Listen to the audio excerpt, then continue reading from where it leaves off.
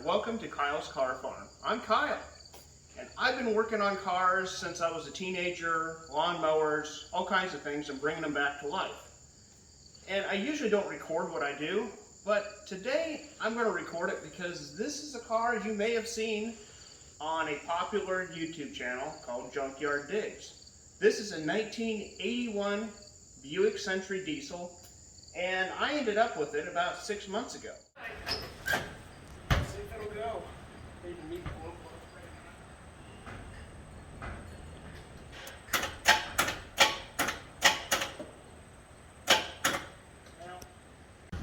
Well, the old girl ain't gonna crank, so brother wants to use his square body pickup to give it a tow. Got the square body Chevy to give us a tow.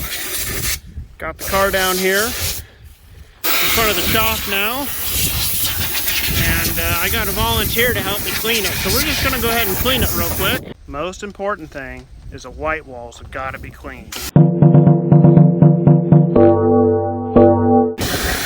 Yeah, my brother, he really gets into cleaning cars. Over to this side, he's got that Pontiac hubcap on the back. See that? Where that sticker came off? Had a sticker over the Pontiac. The other side's the same way. No, they're the real Buick hubcaps. Car's gotten driven since it was revived the first time, and it's kind of muddy. That's fine. It's actually had about 1,000 miles put on it. And he's really going to town on it. Well, I guess that's what you do on a going to town car. Now I'll get to work on a clean car. That's setting it up. Alright, got it all scrubbed down with the mitt. Just hosing the soap off now. Alright, working after dark on the Buick Diesel. Still trying to get to the bottom of this no start issue, and I thought, well, I'll start in the simplest place and go stuck with the batteries. And these cables, this is the cable that comes from the passenger side battery. Of course, it's a diesel, so it's got two batteries. And they look like crap. So they're not making real good contact. I'm going to start there, clean those up, put those on, maybe get some new hardware there. So some of them are put on, yeah, 5 washers on a rusty 5/16 bolt. I guess I've got some new 5/16 washers now, but yeah, I'm going to redo that. Put a shorter bolt in there, nothing else. And also this battery terminal here, try to get my light in there. Yeah, was getting hot, so probably got a bad connection there. So I'm just going to start with battery cables and try to get to the bottom of this no start issue. Maybe if I get the battery cable issues fixed, it will crank over. Okay, it's the next day, still windy as heck, but thinking that battery cable looks pretty bad. That little bushing that goes in there has seen better days. So I got some new hardware, and got both batteries on the trickle charger overnight, so they should be fully charged. So let's get putting things together. Took my Dremel tool, little wire brush tip, got that all cleaned up. So that's where the second battery makes connection.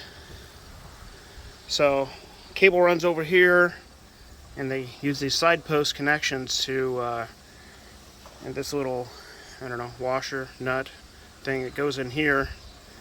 And yeah, it'd be nice if it was a top post or even a dual post battery. I'd rather connect the batteries like that, but that's how it was done from the factory, so I'm going to redo it that way. Will that fix my cranking problem? No crank problem? Well, it might be wishful thinking, but I'm going to try it. It's almost the moment of truth. Got a good connection there. Even put a factory style bolt in there. Got one there too. Had to redo the positive connection on this one to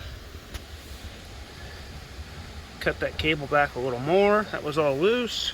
So, guess it's the moment of truth. Let's see. Will it crank?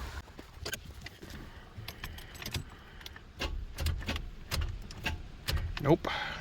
Okay, Okay, so I've got it jacked up, crawled under there. I took the starter off, and basically what I found was more of the same, that at the battery, the cable was, first of all, the nut was loose on the starter solenoid, and everything was corroded and rusty. You can see there was actually kind of been, see the little bit in the thread where it's actually been kind of arcing.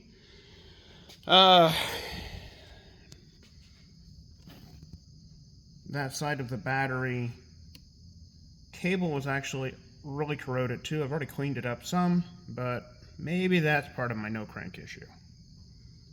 Hoping so, because I'm cheap and I don't want to buy anything. Okay, so down underneath the car, I actually found that, well, you can see it there. That wire isn't even in the little eyelet anymore, so that's a problem. Okay, so I keep talking about how I think it's got just bad connections and that's what's causing it to not crank over. So I'm going to test the starter. I've got, well, you've heard of a Lone Wolf 6000. I think this is a vintage one. It's probably a Lone Wolf 600. Anyway, let me get a clamp on this here, see if the starter works. Oh yeah, it's working. Okay, so when I was under the vehicle, I showed you the terminals that went to the starter solenoid. Now these are the ones that go back to the car and power up the car, and they were really corroded. Actually, they were falling off. So what I decided to do is, since they're just getting battery power, I pulled them up here. I cut back several inches of the wire to get some good wire, put a couple new eyelets on it. But I'm going to kind of cheat here. I'm not going to put them back on the starter. I got an idea. Found this old battery cable, and I have this dual terminal battery. So I'm going to just run this battery terminal, or this battery cable over here. I'm going to wire them to this cable. Then I don't have to monkey around with them down at the starter again. So that's the next thing I'm going to do. Okay, I'm probably going to take some criticism for doing this, but down there by the starter, all these wires are just in a mess. It's just tight. There's just no room whatsoever. So if I can get them out of the way, get the starter back on it, this will be functional for now. I'm going to put a mile of electrical tape on this. And someday, once I get it, make sure it runs, I can make this a little prettier and do something differently here. But like I said, there's just no room down there for all these wires. They were pulled really tight at a 90-degree angle, and I think that's why they were all bad. And somebody's been down there and fixed them before. The wires have been spliced before, so it's been an ongoing problem. So we're just going to eliminate that. Let the body have power in my little jerry-rigged way here. Okay, time for the moment of truth. Got the starter back in, got the batteries hooked up. Will it crank? Try it out.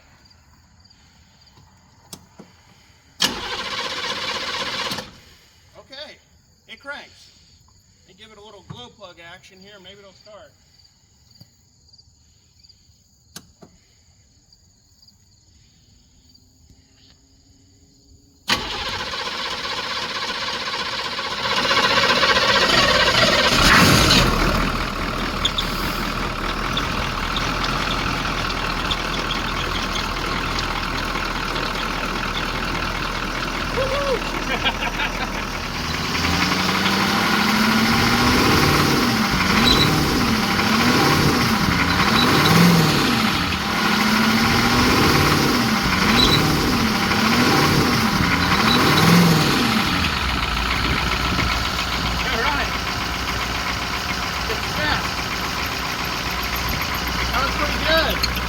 Oh boy, that felt good.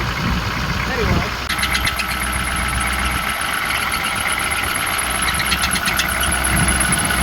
You remember when, if you watch the Junkyard Digs videos, he had all kinds of trouble with the belts chirping.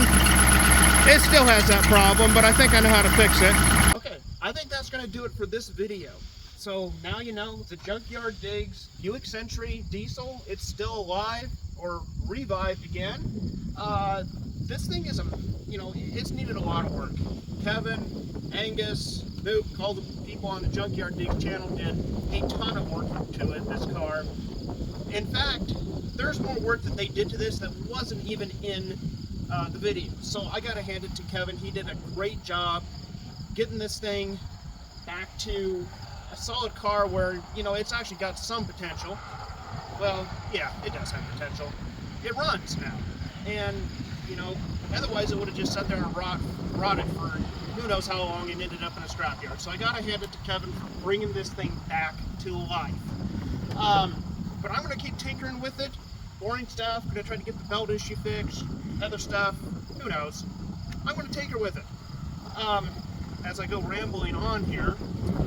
So thanks for watching, and yeah, there'll probably be some upcoming videos on this car too. I hope you weren't expecting a great video like, you know, Junkyard Digs did, because I'm just an amateur. So, hey, thanks for watching. Please subscribe and like.